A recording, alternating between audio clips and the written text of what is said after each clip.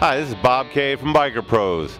We're here at the Harley-Davidson Museum 2012 Custom Bike Show. Under the big tent for the AMD qualifier, this is the show that leads to the World Championship in Essen next year. I have with me Paul from Custom Native Baggers, and this particular weekend, because we're at the Harley-Davidson Museum, the premier class of this weekend's show is the modified Harley class. Paul has a fantastic entry in this particular class, and Harley-Davidson recognizes the direct value of the modified Harley class, not only because it's done off of their chassis and their basic motorcycle, but the thoughts and ideas that it promotes in terms of customization and individualization for all their customers. Now, this is a great 05 Road Glide we see that Paul has here.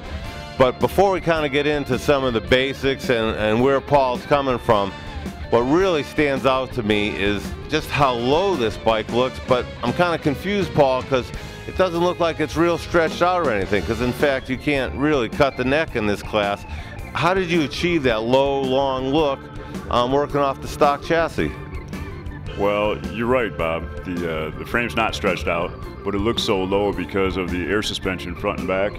And I chose to use an 18-inch front wheel kind of for that reason, so we can get the whole bike really low, which you can't do with a large diameter front wheel. And we also lowered the fairing on the frame to achieve even a lower look when it's parked. Well, you know, Paul, we talked a little bit in Sturgis, and up on the Road Glide forum, everybody just loves your 18-inch wheel and the wide tire, and I was talking a little bit how I'd kind of worked that in one of the bikes, and goddamn people on the forum were complaining that I was talking too much. They want to hear more how you got that across and what you really did to get that 18-inch wheel. So could you give us some details on what it takes to get that in, and there's something about that fairing too that looks a little different. People really want to know what's going on there. Okay, well, with that front wheel, I didn't want to have to use different gauge nacelles, so I wanted to be able to use the stock trees, so I had to mill the inside of the fork legs.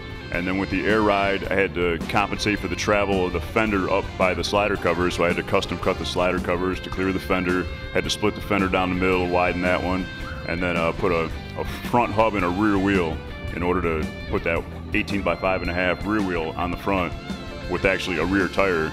And then when you put a rear tire on the front, you also have to spin it around backwards so that the forces of braking don't destroy the tire. Yeah, but still, there's something about that fairing. Did you change the mounts on that fairing? I can't quite figure it out. Yeah, I was able to drop the fairing down a couple inches on the frame and still have clearance to the top of the fender. It's because I used a small diameter 18-inch tire.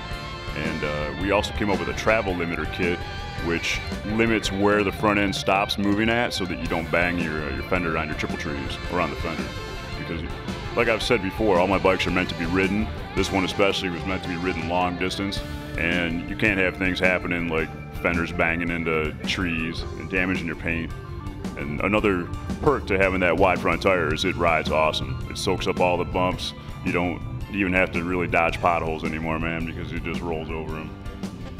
Well, it's really great to see with everybody going to 21, 23, 26, 30-inch tires. You know, you wonder where that's going to end.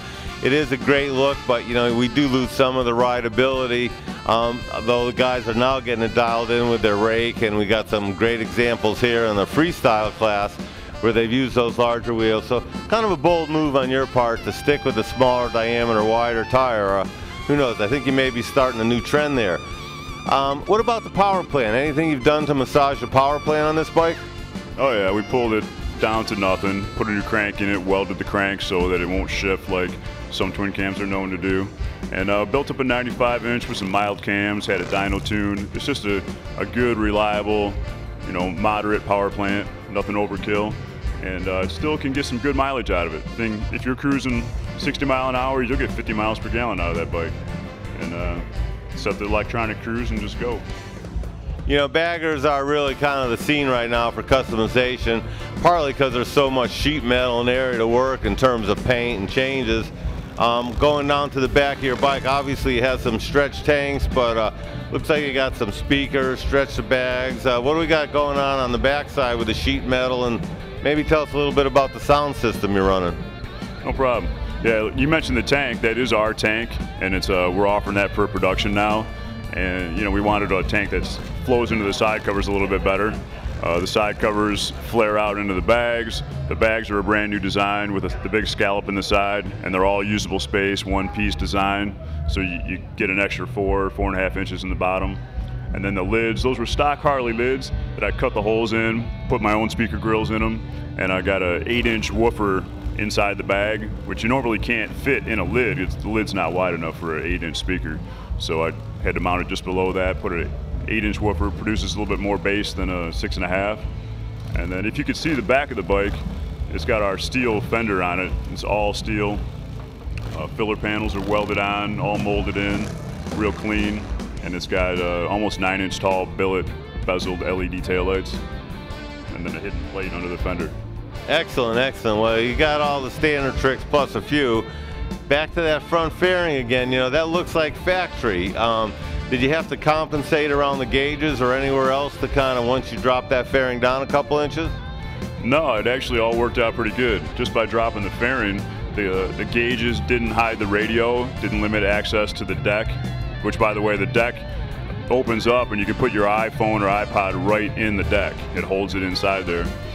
And it's just a really good look that I'm pretty happy with having it lowered like that. There really wasn't very many problems just to lowering that fairing down. Well, you know, Native Custom Baggers, I think some guys are on the move. You've done some nice stuff here.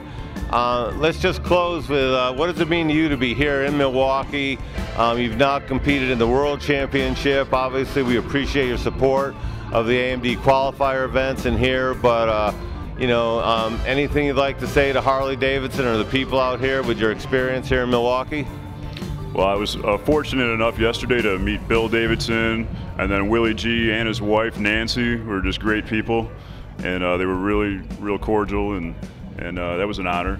And I'd like to thank you guys for putting on this good show and pulling all this together. I think it's a really nice venue, and I'm just thankful to be able to show my bike to everybody out here in Milwaukee, and actually can't wait for the show to be over so I can go do some riding, man. I'm looking forward to that. All right, that's where it's at. You know, we do have to keep it in the wind. That's what we all love about motorcycles. The individualism, the customization. It's a great weekend. Thank you, Paul. I know you're a busy man. You got a lot of stuff going on and a growing business. Thanks for taking the time to be with us this weekend. Yeah, you're welcome, man. Thank you for having me.